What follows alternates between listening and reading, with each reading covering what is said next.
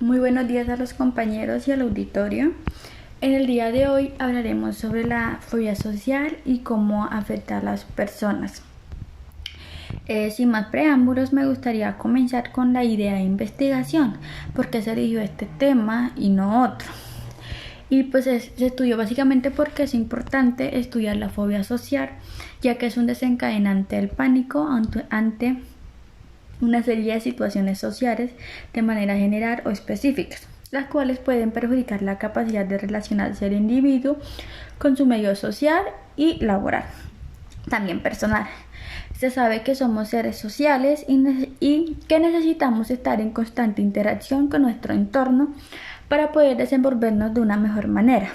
Asimismo, es importante comentar el porqué de nuestra investigación, por qué decidimos coger este tema y no otro. Básicamente cogimos este tema porque es algo de relevancia para nuestra población como tal y en gran parte porque para el año 2015 la fobia social fue contemplada por el Instituto Nacional de Psiquiatría Ramón de la Fuente, la Organización Mundial de la Salud y la Secretaría de la Salud como uno de los trastornos que más se presentan, con un rasgo entre el 5 y el 8%. Asimismo, la fobia social abarca una serie de consecuencias, de las cuales las más comunes son el aislamiento, la depresión, el abuso de sustancias psicoactivas, problemas de interacción laboral integración laboral, escolar y de pareja. La fobia social está asociada con un mayor riesgo de contraer enfermedades que sean psiquiátricas, así como uno de los trastornos que pueden llegar a ocasionar en un mayor grado alguna incapacidad en las personas. Tomamos este concepto de Cejudo y Fernández, que lo publicaron en el 2015.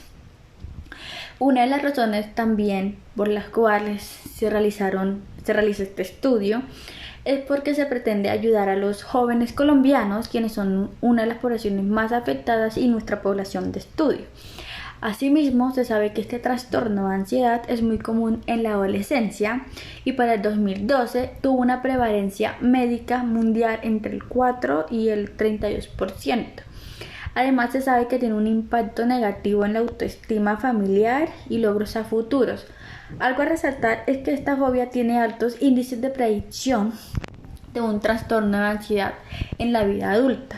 Hay que hacer hincapié en que la detección de estos trastornos es tardía en los adolescentes por parte de sus padres o sus acompañantes, lo que puede provocar que sus síntomas ansiosos aumenten y empiecen a generar disfunciones en sus vidas hasta el punto de ser intolerables.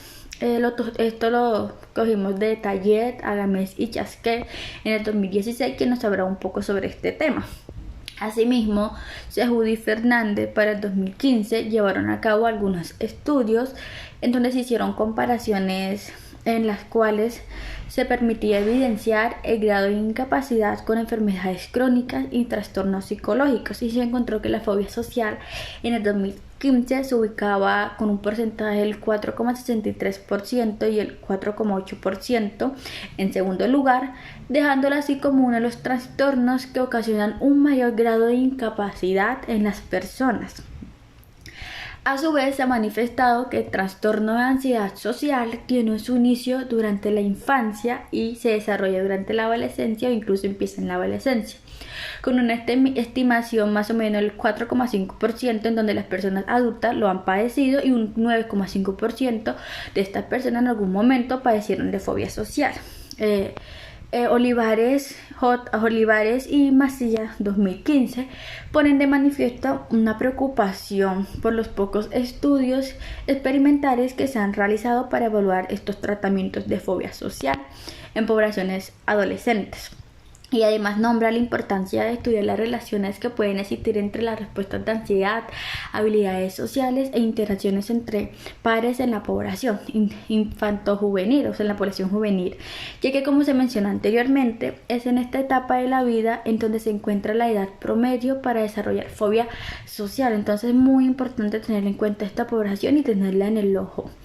En cuanto a la literatura consultada, para saber un poco más del tema, encontramos algunas definiciones muy importantes a la hora de ahondar un poco más.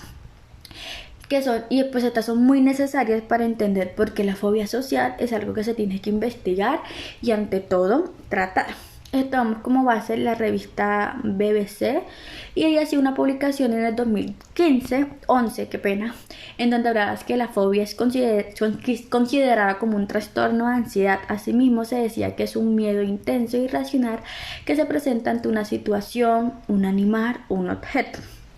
Por otra parte, muchas personas pueden llegar a experimentar la sensación de miedo al verse expuestas a determinadas circunstancias o situaciones, y la mayor parte del tiempo se puede llegar a vivir con ese miedo.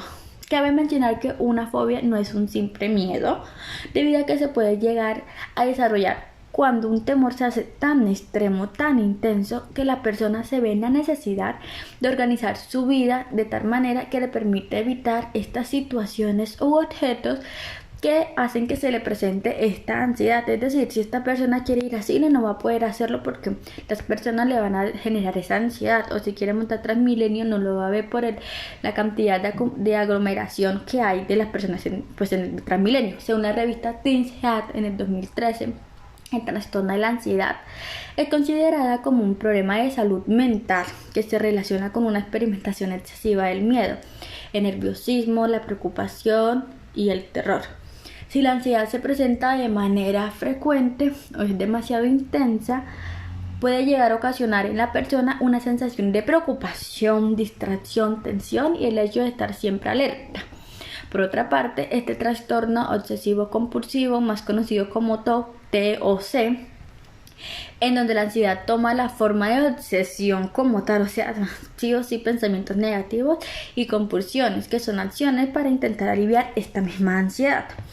Asimismo, también se presenta algunas crisis de angustias, y este es otro de los trastornos característicos de la ansiedad, en donde los episodios pueden ocurrir sin ningún motivo aparente, es decir, ella se siente estresada o angustiada de un momento a otro. Una persona que se ve envuelta en una crisis, como lo había mencionado, puede llegar a padecer síntomas físicos repentinos e intensos que pueden incluir en palpitaciones, sensaciones de ahogo, no puede respirar o falta de aliento, mareo, entumecimiento o sensación de hormigueo. Estas personas se pueden desmayar, ocasionado por mi hiperactividad de las respuestas normales que va a producir el organismo ante este miedo pues que ellos presentan.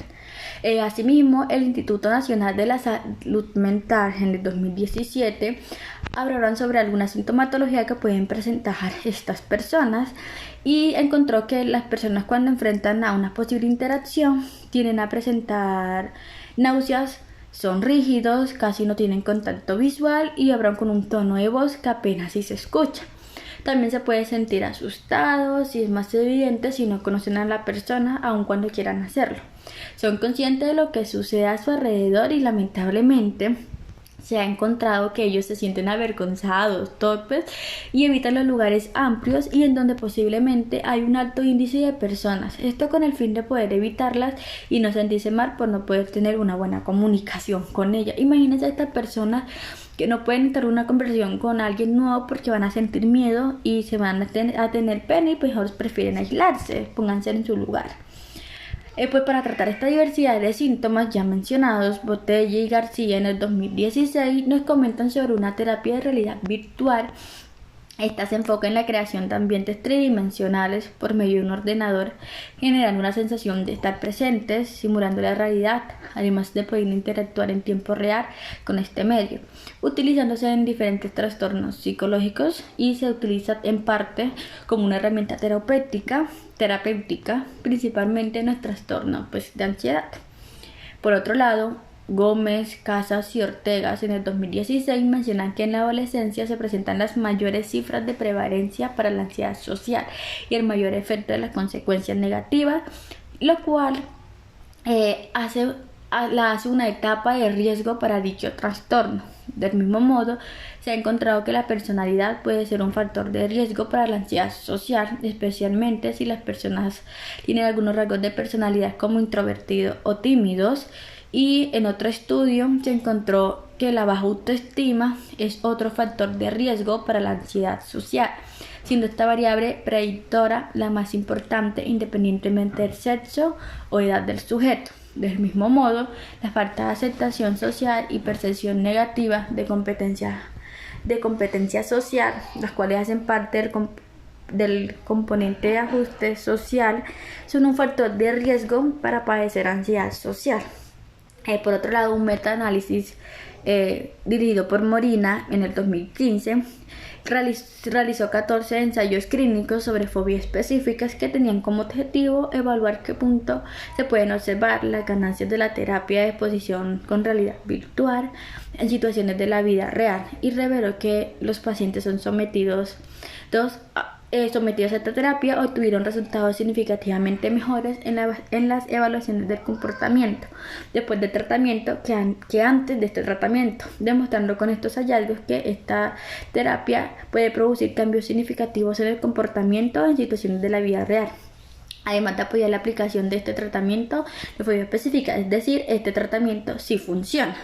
Asimismo, Breton y López en el 2016 y el cual se citó por Bernard en el 2016 dicen que la realidad virtual es una terapia conductual donde se generan espacios tridimensionales imitando la realidad con el fin de crear ilusiones de estar presente en el ambiente al interactuar con las piezas virtuales como lo realizaría en el mundo físico, es decir, pues le generan una situación donde puedes hablar con unos amigos que antes no lo haría, o con unos conocidos o por unas personas por conocer, qué pena. En cuanto al marco metodológico, decimos que el tipo de estudio es empírico-analítico, es cuantitativo, las variables metóricas son variable independiente, que es la terapia de realidad virtual, la variable dependiente, que es la fobia social como tal. El tipo de proyecto es de investigación científica, el tipo de investigación según sus niveles pues es explicativo y el tiempo es longitudinal. Contamos con 40 participantes en donde 20 eran mujeres y 20 hombres y tenían más o menos edades entre 12 y 19 años. Se utilizó en cuanto a los instrumentos, se utilizó la escala de ansiedad ante las interacciones sociales con sus siglas CIAS-20, que contiene 20 ítems, y su método de respuesta es tipo escala Likert de 5 puntos y mide las respuestas de ansiedad en las interacciones sociales. Es un instrumento que se utilizó en esta investigación en la terapia de realidad virtual, en donde las personas serán expuestas a diferentes interacciones sociales simuladas y la realización de actividades en un contexto social simulado. Pues esto lo trajimos de Trask y Van Bender del 2018. El procedimiento se dividió en 4 fases. La primera se hizo una recolección de muestra, en la segunda se aplicó el instrumento CIAS-20 por primera vez para identificar en qué nivel de ansiedad se encuentra el paciente. En la tercera se aplica la terapia de realidad virtual y por último se volvió a aplicar el CIAS-20 para saber si la ansiedad había disminuido o no. En cuanto a los aspectos éticos, se tuvo en cuenta la Ley 1090 del 2006 del Colegio Colombiano de Psicólogos y la 8430 de 1933. En cuanto al cronograma, a cómo realizamos las actividades, se informó a los posibles participantes sobre el estudio y la finalidad. Esto se hizo en la primera semana de octubre. Se hizo entrega y devolución del consentimiento informado. Esto se hizo la segunda semana de octubre. Se hizo aplicación de la escala CIAS-20. Esto se hizo entre la tercera semana y cuarta semana de octubre. Se hizo aplicación de las terapias de exposición con realidad virtual las 2 primeras semanas de noviembre, y porque se hacía de manera independiente, y asimismo se volvió otra vez a aplicar la escala CIAS-20 las 2 últimas semanas de noviembre para identificar si había funcionado o no la intervención. Asimismo se hizo análisis de los resultados obtenidos las 2 primeras semanas, y por último se hizo socialización de los resultados obtenidos hacia la comunidad las 2 últimas semanas de diciembre, es decir, a los participantes se les comentaba qué se había hecho en el estudio y qué se había encontrado. En cuanto al presupuesto que nosotros tuvimos un total de presupuesto, fueron de 32 millones, divididos entre el saldo del personal, el cual fue patrocinado por Conciencia. Asimismo se encontró viajes, salidas de campo, materiales biográficos y software, los cuales también tuvieron un parte de porcentaje. Muchas gracias por su atención prestada, espero estén muy bien.